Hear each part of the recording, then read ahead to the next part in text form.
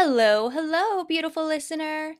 My name is AP Mobley, and I'm your host here at the Myths and Folktales and Fairy Tales podcast.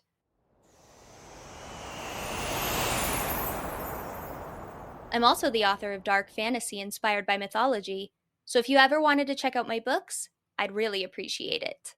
The Little Mermaid is a tragically beautiful fairy tale about a mermaid who falls in love with a prince, trades her voice for legs so she has a chance to win his heart and gain an immortal soul, and does not end up with him in the end. But she does get another chance to earn an immortal soul in a different way. It was written by Hans Christian Andersen, and it was first published in 1837 in a collection of children's fairy tales. It has since been published and or reimagined in novels and films again and again and again.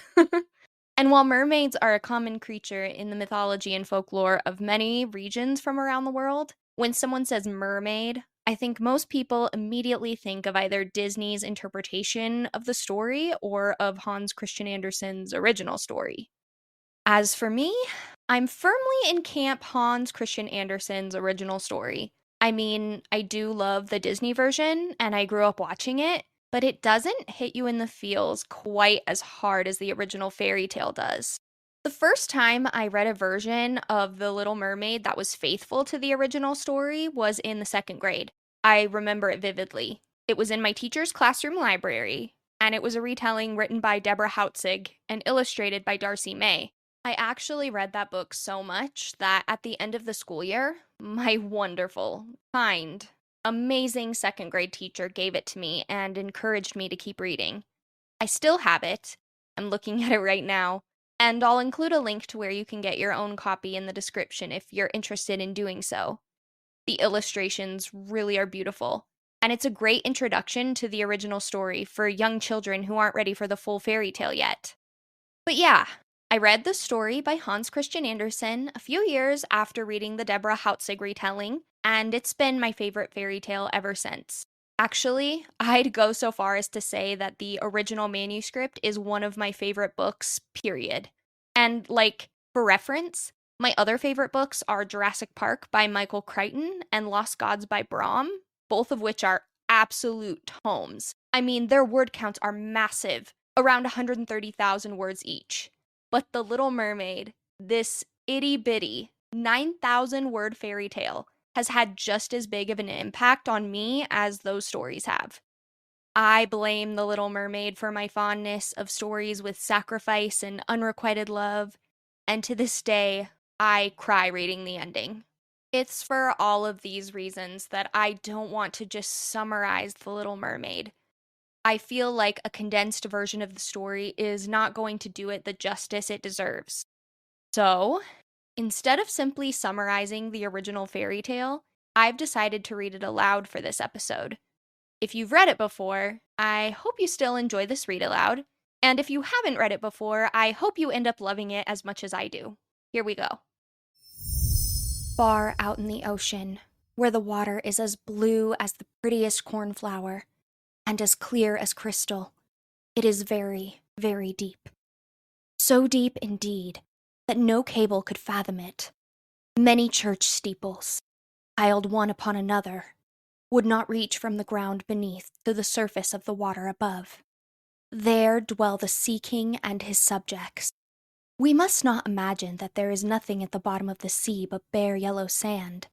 No, indeed, the most singular flowers and plants grow there, the leaves and stems of which are so pliant that the slightest agitation of the water causes them to stir as if they had life.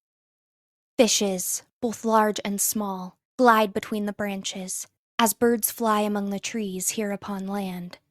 In the deepest spot of all stands the castle of the Sea King. Its walls are built of coral, and the long, Gothic windows are of the clearest amber. The roof is formed of shells that open and close as the water flows over them. Their appearance is very beautiful, for in each lies a glittering pearl, which would be fit for the diadem of a queen. The Sea King had been a widower for many years, and his aged mother kept house for him. She was a very wise woman, and exceedingly proud of her high birth. On that account she wore 12 oysters on her tail, while others, also of high rank, were only allowed to wear 6. She was, however, deserving of very great praise, especially for her care of the little sea princesses, her granddaughters. They were 6 beautiful children, but the youngest was the prettiest of them all. Her skin was as clear and delicate as a rose leaf, and her eyes as blue as the deepest sea. But, like all the others, she had no feet, and her body ended in a fish's tail. All day long they played in the great halls of the castle, or among the living flowers that grew out of the walls. The large amber windows were open, and the fish swam in, just as the swallows fly into our houses when we open the windows, excepting that the fishes swam up to the princesses, ate out of their hands, and allowed themselves to be stroked. Outside the castle, there was a beautiful garden, in which grew bright red and dark blue flowers, and blossoms like flames of fire. The fruit glittered like gold, and the leaves and stems waved to and fro continually. The earth itself was the finest sand, but blue as the flame of burning sulfur. Over everything lay a peculiar blue radiance, as if it were surrounded by the air from above, through which the blue sky shone, instead of the dark depths of the sea. In calm weather the sun could be seen, looking like a purple flower, with the light streaming from the calyx. Each of the young princesses had a little plot of ground in the garden, where she might dig and plant as she pleased. One arranged her flower bed into the form of a whale. Another thought it better to make hers like the figure of a little mermaid. But that of the youngest was round like the sun, and contained flowers as red as his rays at sunset. She was a strange child, quiet and thoughtful, and while her sisters would be delighted with the wonderful things which they obtained from the wrecks of vessels, she cared for nothing but her pretty red flowers, like the sun, excepting a beautiful marble statue. It was the representation of a handsome boy, carved out of pure white stone, which had fallen to the bottom of the sea from a wreck. She planted by the statue a rose-colored weeping willow. It grew splendidly, and very soon hung its fresh branches over the statue, almost down to the blue sands. The shadow had a violet tint, and waved to and fro like the branches. It seemed as if the crown of the tree and the root were at play, and trying to kiss each other. Nothing gave her so much pleasure as to hear about the world above the sea. She made her old grandmother tell her all she knew of the ships and of the towns, the people and the animals. To her it seemed most wonderful and beautiful to hear that the flowers of the land should have fragrance, and not those below the sea, that the trees of the forest should be green, and that the fishes among the trees could sing so sweetly that it was quite a pleasure to hear them. Her grandmother called the little birds fishes, or she would not have understood her, for she had never seen birds. "When you have reached your 15th year," said the grandmother, "you will have permission to rise up out of the sea, sit on the rocks in the moonlight, while the great ships are sailing by, and then you will see both forests and towns." In the following year, one of the sisters would be 15, but as each was a year younger than the other, the youngest would have to wait 5 years before her turn came to rise up from the bottom of the ocean and see the earth as we do. However, each promised to tell the others what she saw on her first visit, and what she thought the most beautiful, for their grandmother could not tell them enough. There were so many things on which they wanted information. None of them longed so much for her turn to come as the youngest, she who had the longest time to wait, and who was so quiet and thoughtful. Many nights she stood by the open window, looking up through the dark blue water, and watching the fish as they splashed about with their fins and tails. She could see the moon and stars shining faintly, but through the water they looked larger than they do to our eyes. When something like a black cloud passed between her and them, she knew that it was either a whale swimming over her head or a ship full of human beings, who never imagined that a pretty little mermaid was standing beneath them, holding out her white hands towards the keel of their ship. As soon as the eldest was 15, she was allowed to rise to the surface of the ocean. When she came back, she had hundreds of things to talk about, But the most beautiful, she said, was to lie in the moonlight, on a sandbank, in the quiet sea, near the coast, and to gaze on a large town nearby, where the lights were twinkling like hundreds of stars, to listen to the sounds of music, the noise of carriages, and the voices of human beings, and then to hear the merry bells peal out from the church steeples. And because she could not go near to all those wonderful things, she longed for them more than ever. And afterwards, when she stood at the open window, looking up through the dark blue water, she thought of the great city, with all its bustle and noise, and even fancied she could hear the sound of the church bells down in the depths of the sea. In another year, the second sister received permission to rise to the surface of the water and to swim about where she pleased. She rose just as the sun was setting, and this, she said, was the most beautiful sight of all.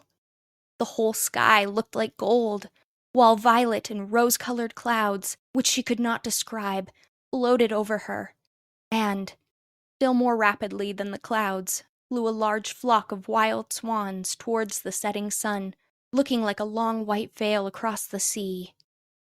She also swam towards the sun, but it sunk into the waves, and the rosy tints faded from the clouds and from the sea. The third sister's turn followed. She was the boldest of them all, and she swam up a broad river that emptied itself into the sea.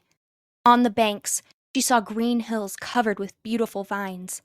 Palaces and castles peeped out from amid the proud trees of the forest. She heard the birds singing, and the rays of the sun were so powerful that she was obliged often to dive down under the water to cool her burning face. In a narrow creek she found a whole troop of little human children, quite naked, and sporting about in the water. She wanted to play with them, but they fled in a great fright, and then a little black animal came to the water. It was a dog, but she did not know that, for she had never before seen one. This animal barked at her so terribly that she became frightened, and rushed back to the open sea. But she said she should never forget the beautiful forest, the green hills, and the pretty little children who could swim in the water, although they had not fishes' tails. The fourth sister was more timid. She remained in the midst of the sea, but she said it was quite as beautiful there as nearer the land. She could see for so many miles around her, and the sky above looked like a bell of glass. She had seen the ships, but at such a great distance that they looked like seagulls. The dolphins sported in the waves, and the great whales spouted water from their nostrils till it seemed as if 100 fountains were playing in every direction.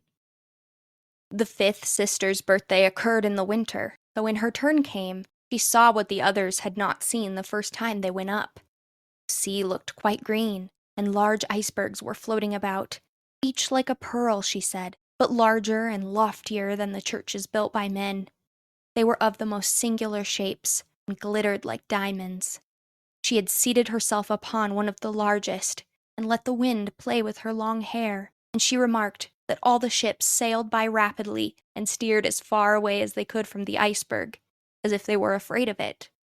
As the sun went down, dark clouds covered the sky. The thunder rolled and the lightning flashed, and the red light glowed on the icebergs as they rocked and tossed on the heaving sea. On all the ships the sails were reefed with fear and trembling, while she sat calmly on the floating iceberg, watching the blue lightning as it darted its forked flashes into the sea. When first the sisters had permission to rise to the surface, they were each delighted with the new and beautiful sights they saw. But now, as grown-up girls, they could go when they pleased, and they had become indifferent about it. They wished themselves back again in the water, and after a month had passed, they said it was much more beautiful down below, and pleasanter to be at home. Yet often, in the evening hours, the 5 sisters would twine their arms around each other and rise to the surface in a row. They had more beautiful voices than any human being could have, and when they expected a ship would be lost, they swam before the vessel and sang sweetly of the delights to be found in the depths of the sea, and begging the sailors not to fear if they sank to the bottom. But the sailors could not understand the song. They took it for the howling of the storm, and these things were never to be beautiful for them, for if the ship sank, the men were drowned, and their dead bodies alone reached the palace of the Sea King. When the sisters rose, arm in arm, through the water in this way, their youngest sister would stand quite alone, looking after them, ready to cry, only that the mermaids have no tears, and therefore they suffer more. "Oh, were I but 15 years old," said she, "I know that I shall love the world up there, and all the people who live in it." At last she reached her 15th year. "Well, now, you are grown up," said the old dowager, her grandmother, "so you must let me adorn you like your other sisters." And she placed a wreath of white lilies in her hair, and every flower leaf was half a pearl. Then the old lady ordered 8 great oysters to attach themselves to the tail of the princess to show her high rank. "But they hurt me so," said the little mermaid. "Pride must suffer pain," replied the old lady. Oh, how gladly she would have shaken off all this grandeur and laid aside the heavy wreath. Red flowers in her own garden would have suited her much better. She could not help herself. So she said, "Farewell," and rose as lightly as a bubble to the surface of the water. The sun had just set as she raised her head above the waves, but the clouds were tinted with crimson and gold, and through the glimmering twilight beamed the evening star in all its beauty. The sea was calm, and the air mild and fresh. A large ship, with 3 masts, lay becalmed on the water, with only 1 sail set, and the sailors sat idle on deck or amongst the rigging. There was music and song on board, and, as darkness came on, 100-colored lanterns were lighted, as if the flags of all nations waved in the air. The little mermaid swam close to the cabin windows, and now and then, as the waves lifted her up, she could look in through clear glass window panes and see a number of well-dressed people within. Among them was a young prince, the most beautiful of all, with large black eyes. He was 16 years of age, and his birthday was being kept with much rejoicing. Sailors were dancing on deck, but when the prince came out of the cabin, more than 100 rockets rose in the air, making it as bright as day. The little mermaid was so startled that she dived underwater, and when she again stretched out her head, it appeared as if all the stars of heaven were falling around her. She had never seen such fireworks before. Great suns spurted fire about, splendid fireflies flew into the blue air, and everything was reflected in the clear, calm sea beneath. The ship itself was so brightly illuminated that all the people, and even the smallest rope, could be distinctly and plainly seen. And how handsome the young prince looked as he pressed the hands of all present and smiled at them while the music resounded through the clear night air. It was very late, yet the little mermaid could not take her eyes from the ship or from the beautiful prince. The colored lanterns had been extinguished, no more rockets rose in the air, and the cannon had ceased firing. The sea became restless, and a moaning, grumbling sound could be heard beneath the waves. Still, the little mermaid remained by the cabin window, rocking up and down on the water, which enabled her to look in. After a while, the sails were quickly unfurled, and the noble ship continued her passage. But soon the waves rose higher, heavy clouds darkened the sky, and lightning appeared in the distance. A dreadful storm was approaching. Once more the sails were reefed, and the great ship pursued her flying course over the raging sea. The waves rose mountains high, as if they would have overtopped the mast, but the ship dived like a swan between them, and then rose again on their lofty, foaming crests. To the little mermaid this appeared pleasant sport. Not so to the sailors. At length, the ship groaned and creaked. The thick planks gave way under the lashing of the sea as it broke over the deck. The mainmast snapped asunder like a reed. The ship lay over on her side, and the water rushed in. The little mermaid now perceived that the crew were in danger, even if she herself was obliged to be careful to avoid the beams and planks of the wreck, which lay scattered on the water. At one moment it was so pitch dark that she could not see a single object, but a flash of lightning revealed the whole scene. She could see everyone who had been on board excepting the prince. When the ship parted, she had seen him sink into the deep waves, and she was glad, for she thought he would now be with her. And then she remembered that human beings could not live in the water, so that when he got down to her father's palace he would be quite dead. But he must not die. So she swam about, among the beams and planks which strewed the surface of the sea, forgetting that they could crush her to pieces. Then she dived deeply under the dark waters, rising and falling with the waves, till at length she managed to reach the young prince, who was fast losing the power of swimming in that stormy sea. His limbs were failing him, his beautiful eyes were closed, and he would have died had not the little mermaid come to his assistance. She held his head above the water and let the waves drift them where they would. In the morning, the storm had ceased, but of the ship, not a single fragment could be seen. The sun rose up red and glowing from the water, and its beams brought back the hue of health to the prince's cheeks, but his eyes remained closed. The mermaid kissed his high, smooth forehead and stroked back his wet hair. He seemed to her like the marble statue in her little garden, and she kissed him again and wished that he might live. Presently they came in sight of land. She saw lofty blue mountains, on which the white snow rested as if a flock of swans were lying upon them. Near the coast were beautiful green forests, and close by stood a large building, whether a church or a convent she could not tell. Orange and citron trees grew in the garden, and before the door stood lofty palms. The sea here formed a little bay, in which the water was quite still, but very deep. So she swam with the handsome prince to the beach, which was covered with fine white sand, and there she laid him in the warm sunshine, taking care to raise his head higher than his body. Then bells sounded in the large white building, and a number of young girls came into the garden. The little mermaid swam out farther from the shore and placed herself between some high rocks that rose out of the water. Then she covered her head and neck with the foam of the sea so that her little face might not be seen, and watched to see what would become of the poor prince. She did not wait long before she saw a young girl approach the spot where he lay. She seemed frightened at first, but only for a moment. Then she fetched a number of people, and the mermaid saw that the prince came to life again, and smiled upon those who stood around him. But to her he sent no smile. He knew not that she had saved him. This made her very unhappy, and when he was led away into the great building, she dived down sorrowfully into the water and returned to her father's castle. She had always been silent and thoughtful, and now she was more so than ever. Her sisters asked her what she had seen during her first visit to the surface of the water, but she would tell them nothing. Many an evening and morning did she rise to the place where she had left the prince.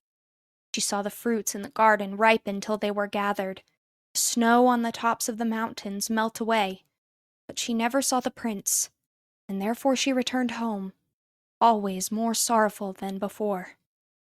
It was her only comfort to sit in her little garden and fling her arm around the beautiful marble statue which was like the prince.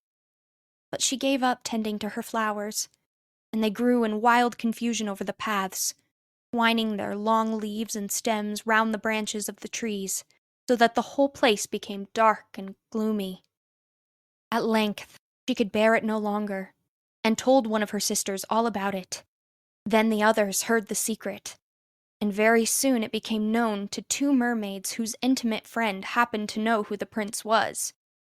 She had also seen the festival on board ship, and she told them where the prince came from, and where his palace stood. "Come, little sister," said the other princesses. Then they entwined their arms and rose up in a long row to the surface of the water, close by the spot where they knew the prince's palace stood. It was built of bright yellow shining stone, with long flights of marble steps, one of which reached quite down to the sea. Splendid gilded cupolas rose over the roof, and between the pillars that surrounded the whole building stood lifelike statues of marble. Through the clear crystal of the lofty windows could be seen noble rooms, with costly silk curtains and hangings of tapestry, while the walls were covered with beautiful paintings which were a pleasure to look at. In the center of the largest saloon, a fountain threw its sparkling jets high up into the glass cupola of the ceiling, through which the sun shone down upon the water and upon the beautiful plants growing round the basin of the fountain. Now that she knew where he lived, She spent many an evening and many a night on the water near the palace. She would swim much nearer the shore than any of the others ventured to do. Indeed, once she went quite up the narrow channel under the marble balcony, which threw a broad shadow on the water. Here she would sit and watch the young prince, who thought himself quite alone in the bright moonlight. She saw him many times of an evening sailing in a pleasant boat, with music playing and flags waving. She peeped out from among the green rushes, and if the wind caught her long silvery white veil, those who saw it believed to be a swan, spreading out its wings. On many a night, too, when the fishermen, with their torches, were out at sea, she heard them relate so many good things about the doings of the young prince, that she was glad she had saved his life when he had been tossed about half dead on the waves, and she remembered that his head had rested on her bosom, and how heartily she had kissed him. But he knew nothing of all this, and could not even dream of her. She grew more and more fond of human beings, and wished more and more to be able to wander about with those whose worlds seemed to be so much larger than her own. They could fly over the sea in ships, and mount the high hills which were far above the clouds, and the lands they possessed, their woods and their fields, stretched far away beyond the reach of her sight. There was so much that she wished to know, and her sisters were unable to answer all her questions. Then she applied to her old grandmother, who knew all about the upper world, which she very rightly called the lands above the sea. "If human beings are not drowned," asked the little mermaid, "can they live forever? Do they never die as we do here in the sea?" "Yes," replied the old lady, "they must also die, and their term of life is even shorter than ours. We sometimes live to 300 years, but when we cease to exist here, we only become the foam on the surface of the water, and we have not even a grave down here of those we love. We have not immortal souls. We shall never live again. Like the green seaweed, when once it has been cut off, we can never flourish more. Human beings, on the contrary, have a soul which lives forever, lives after the body has been turned to dust.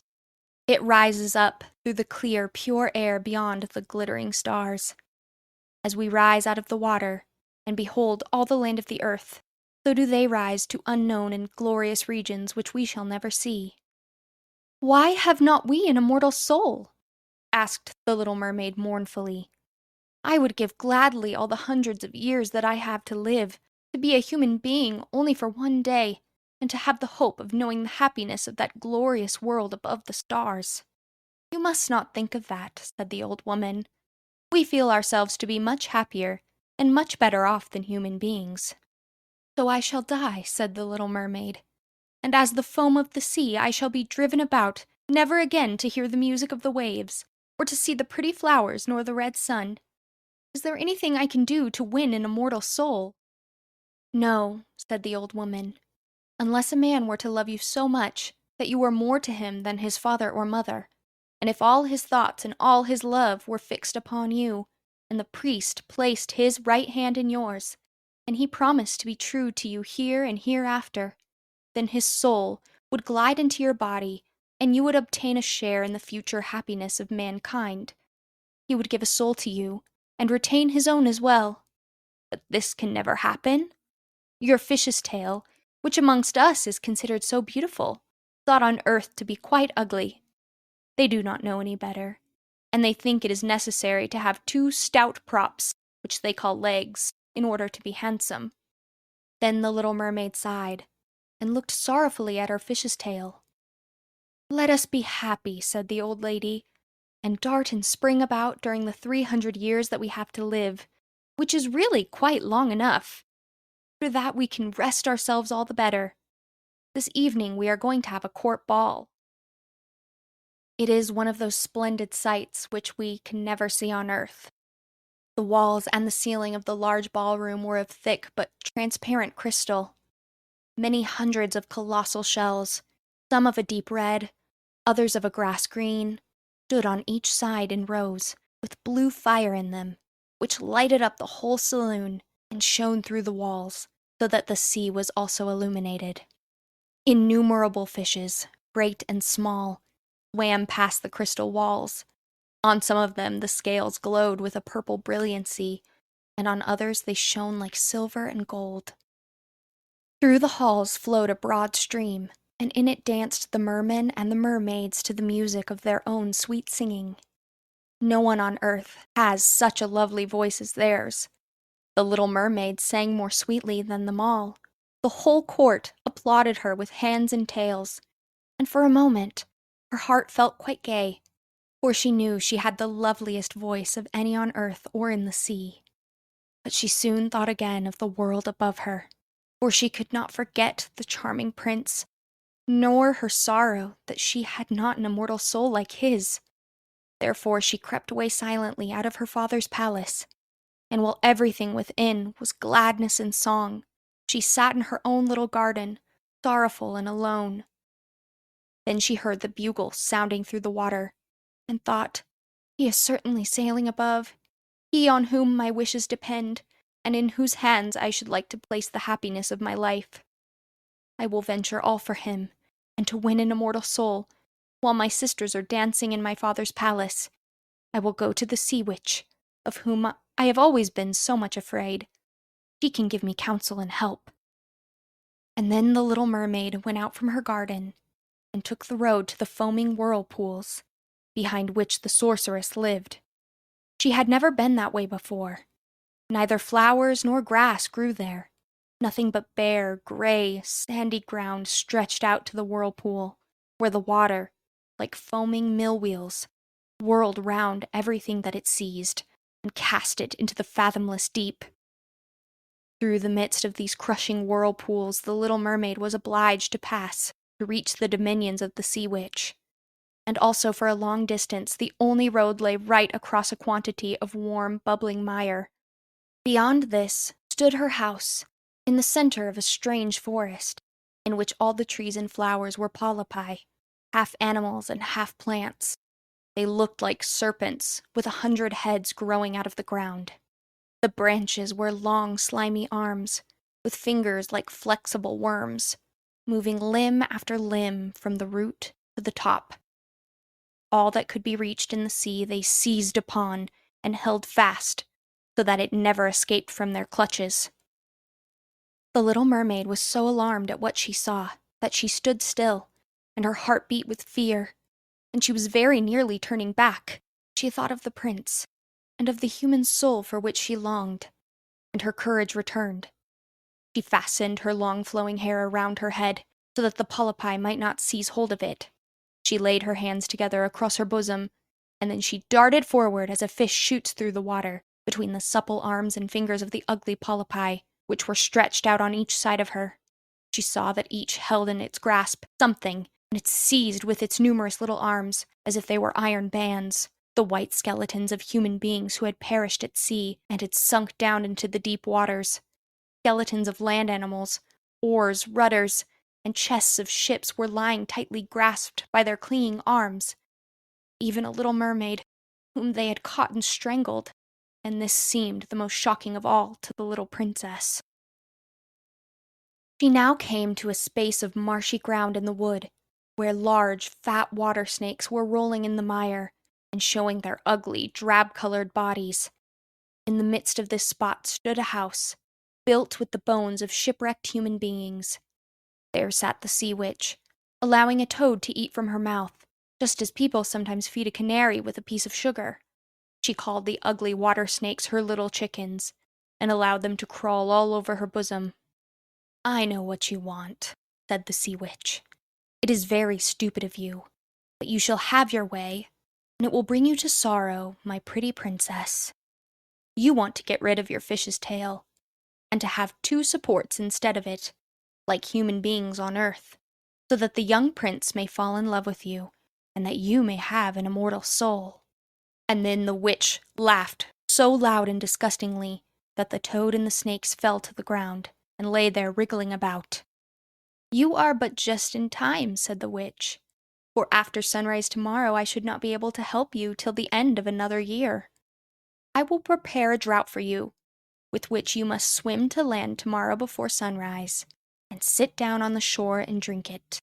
Your tail will then disappear, and shrink up into what mankind calls legs, and you will feel great pain, as if a sword were passing through you. But all who see you will say that you are the prettiest little human being they ever saw. You will still have the same floating gracefulness of movement, and no dancer will ever tread so lightly. But at every step you take, it will feel as if you were treading upon sharp knives, and that the blood must flow. If you will bear all this, I will help you." "Yes, I will," said the little princess in a trembling voice, as she thought of the prince and the immortal soul.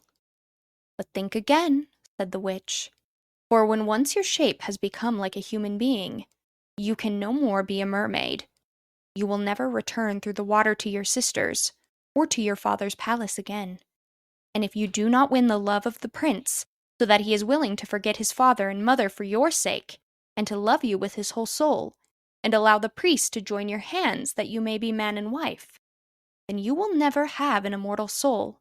First morning after he marries another, your heart will break, and you will become foam on the crest of the waves." "I will do it," said the little mermaid, and she became pale as death. "But I must be paid also," said the witch, "and it is not a trifle that I ask. You have the sweetest voice of any who dwell here in the depths of the sea, and you believe that you will be able to charm the prince with it also. But this voice you must give to me. The best thing you possess will I have for the price of my draught. My own blood must be mixed with it, that it may be as sharp as a two-edged sword." "But if you take away my voice," said the little mermaid, "what is left for me?" "Your beautiful form, your graceful walk, and your expressive eyes. Surely with these you can enchain a man's heart. Well, have you lost your courage? Put out your little tongue so that I may cut it off as my payment. Then you shall have the powerful draught." "Shall be," said the little mermaid. Then the witch placed her cauldron on the fire to prepare the magic draught. "Cleanliness is a good thing," said she, scouring the vessel with snakes, which she had tied together in a large knot. Then she pricked herself in the breast, and let the black blood drip into it. The steam that rose formed itself into such horrible shapes that no one could look at them without fear. Every moment the witch threw something else into the vessel, and when it began to boil, sound was like the weeping of a crocodile. When at last the magic draught was ready, it looked like the clearest water. "There it is for you," said the witch. Then she cut off the mermaid's tongue, so that she became dumb, and would never again speak or sing. "The polypi should seize hold of you as you return through the wood," said the witch. "Throw over them a few drops of the potion, and their fingers will be torn into 1,000 pieces." But the little mermaid had no occasion to do this, for the polypi sprang back in terror when they caught sight of the glittering draught, which shone in her hand like a twinkling star.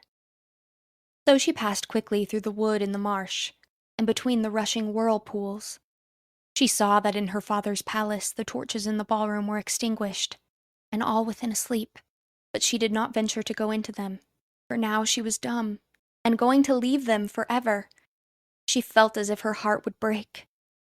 She stole into the garden, took a flower from the flower beds of each of her sisters, kissed her hand 1,000 times towards the palace, and then rose up through the dark blue waters. The sun had not risen when she came in sight of the prince's palace, and approached the beautiful marble steps, but the moon shone clear and bright. Then the little mermaid drank the magic draught, and it seemed as if a two-edged sword went through her delicate body. She fell into a swoon, and lay like one dead. When the sun arose, and shone over the sea, she recovered, and felt a sharp pain. But just before her stood the handsome young prince. He fixed his coal-black eyes upon her so earnestly that she cast down her own, and then became aware that her fish's tail was gone, and that she had as pretty a pair of white legs and tiny feet as any little maiden could have. But she had no clothes, so she wrapped herself in her long, thick hair. The prince asked her who she was, and where she came from, and she looked at him mildly and sorrowfully, but she could not speak. Every step she took was as the witch had said it would be. She felt as if treading upon the points of needles or sharp knives. But she bore it willingly, and stepped as lightly by the prince's side as a soap bubble, so that he and all who saw her wondered at her graceful swaying movements.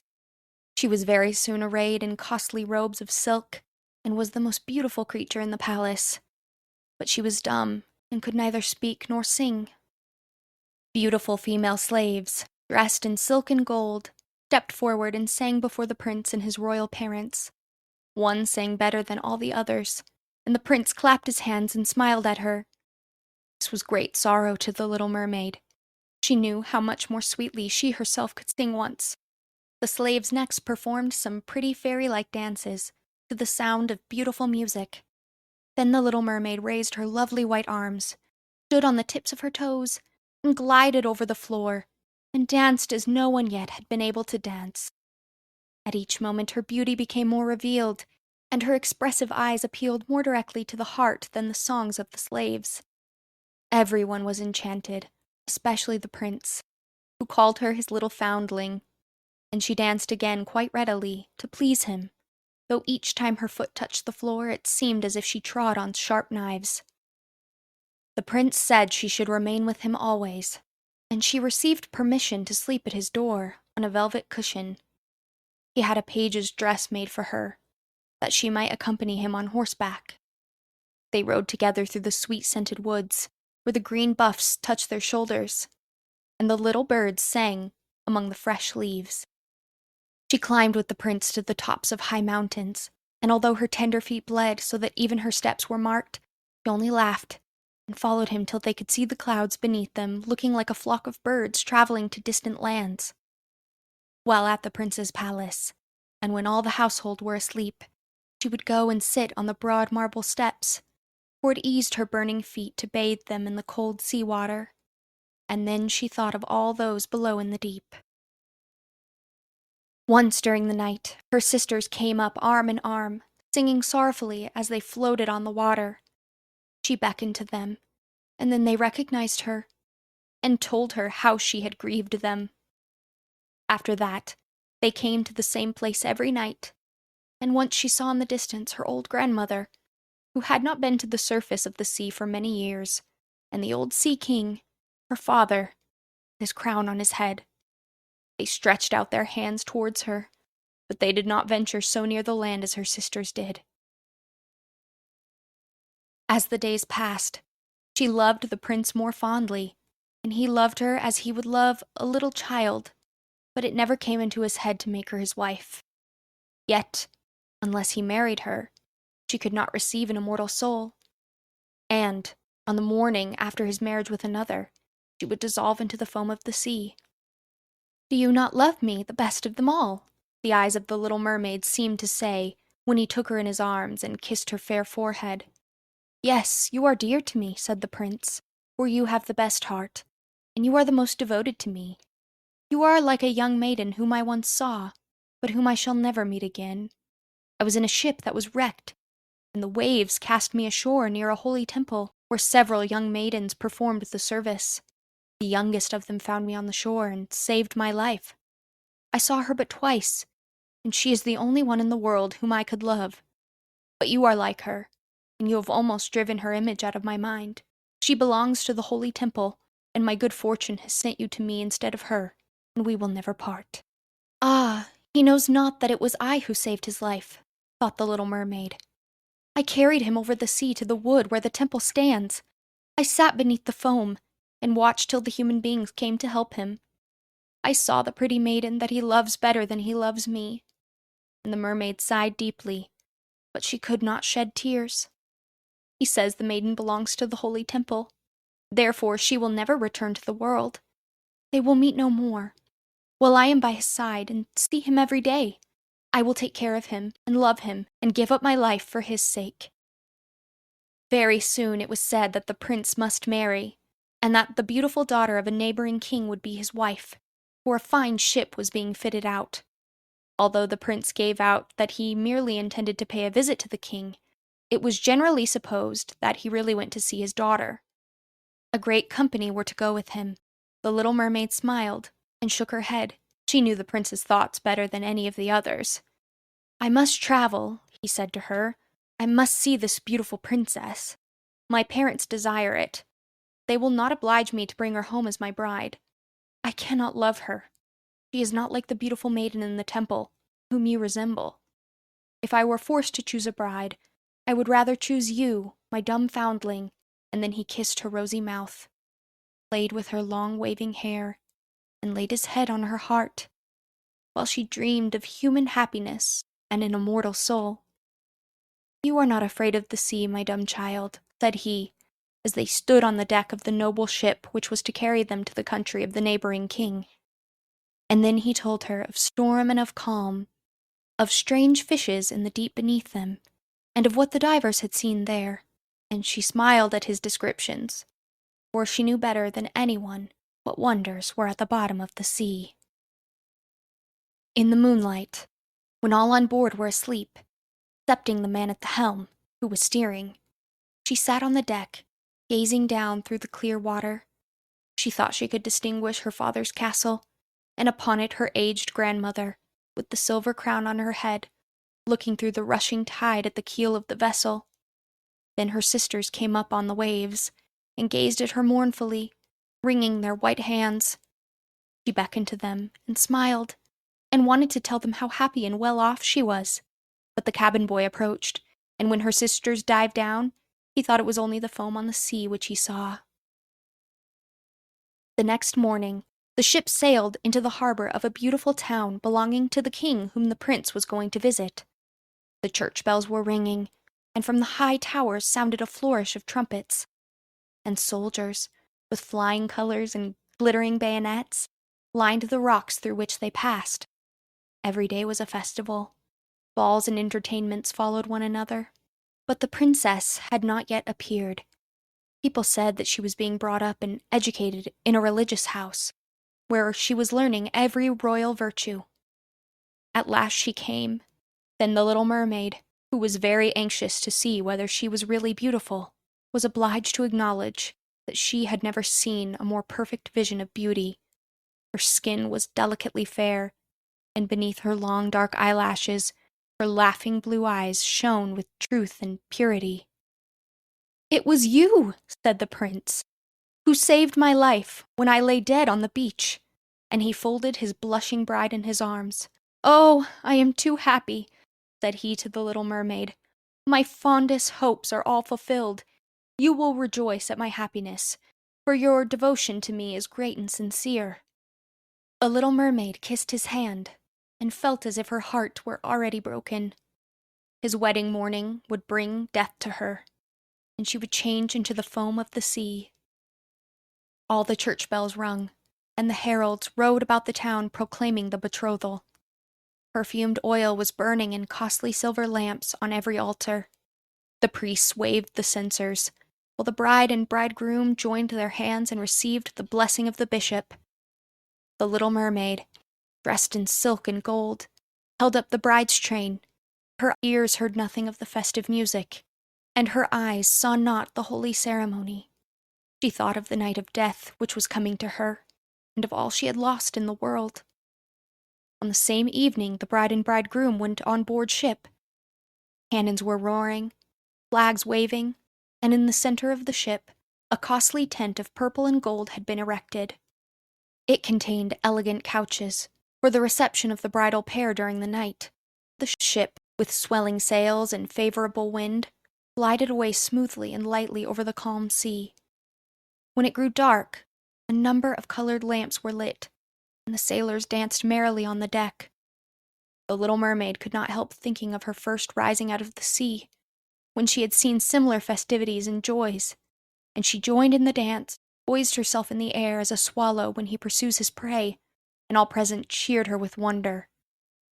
She had never danced so elegantly before. Her tender feet felt as if cut with sharp knives, but she cared not for it. A sharper pang had pierced through her heart. She knew this was the last evening she should ever see the prince, for whom she had forsaken her kindred and her home. She had given up her beautiful voice, and suffered unheard-of pain daily for him, while he knew nothing of it. This was the last evening that she would breathe the same air with him, or gaze on the starry sky and the deep sea, An eternal night, without a thought or dream, awaited her. She had no soul, and now she could never win one. All was joy and gaiety on board ship till long after midnight. She laughed and danced with the rest, while the thoughts of death were in her heart. The prince kissed his beautiful bride, while she played with his raven hair, till they went arm in arm to rest in the splendid tent. Then all became still on board the ship. Helmsman, alone awake, stood at the helm. The little mermaid leaned her white arms on the edge of the vessel and looked towards the east for the first blush of morning, for that first ray of dawn that would bring her death. She saw her sisters rising out of the flood. They were as pale as herself, but their long, beautiful hair waved no more in the wind, and it had been cut off. "We have given our hair to the witch," said they, "to obtain help for you, that you may not die tonight. She has given us a knife. Here it is. See, it is very sharp. Before the sun rises, you must plunge it into the heart of the prince. When the warm blood falls upon your feet, they will grow together again, and form into a fish's tail, and you will be once more a mermaid, and return to us to live out your 300 years before you die and change into the salt sea foam. Haste, then. He or you must die before sunrise. Our old grandmother moans so for you, that her white hair is falling off from sorrow, as ours fell under the witch's scissors. Kill the prince and come back. Hasten. Do you not see the first red streaks in the sky? In a few minutes the sun will rise, and you must die." And then they sighed deeply and mournfully, and sank down beneath the waves. The little mermaid drew back the crimson curtain of the tent, and beheld the fair bride with her head resting on the prince's breast. She bent down and kissed his fair brow, then looked at the sky on which the rosy dawn grew brighter and brighter. Then she glanced at the sharp knife, and again fixed her eyes on the prince, who whispered the name of his bride in his dreams. He was in his thoughts, and the knife trembled in the hand of the little mermaid. Then she flung it far away from her into the waves. The water turned red where it fell, and the drops that spurted up looked like blood. She cast one more lingering, half-fainting glance at the prince, and then threw herself from the ship into the sea, and thought her body was dissolving into foam. The sun rose above the waves, and his warm rays fell on the cold foam of the little mermaid, who did not feel as if she were dying. She saw the bright sun, and all around her floated hundreds of transparent, beautiful beings. She could see through them the white sails of the ship and the red clouds in the sky. Their speech was melodious, but too ethereal to be heard by mortal ears, as they were also unseen by mortal eyes. The little mermaid perceived that she had a body like theirs, and that she continued to rise higher and higher out of the foam. "Where am I?" asked she, and her voice sounded ethereal, as the voice of those who were with her. No earthly music could imitate it. "Among the daughters of the air," answered one of them. "A mermaid has not an immortal soul, nor can she obtain one unless she wins the love of a human being. On the power of another hangs her eternal destiny. But the daughters of the air, although they do not possess an immortal soul, can, by their good deeds, procure one for themselves. We fly to warm countries, and cool the sultry air that destroys mankind with the pestilence. We carry the perfume of the flowers to spread health and restoration. After we have striven for 300 years to all the good in our power, we receive an immortal soul and take part in the happiness of mankind. You, poor little mermaid, have tried with your whole heart to do as we are doing. You have suffered and endured and raised yourself to the spirit world by your good deeds. And now, by striving for 300 years in the same way, you may obtain an immortal soul." The little mermaid lifted her glorified eyes towards the sun and felt them, for the first time, filling with tears. On the ship, in which she had left the prince, there were life and noise.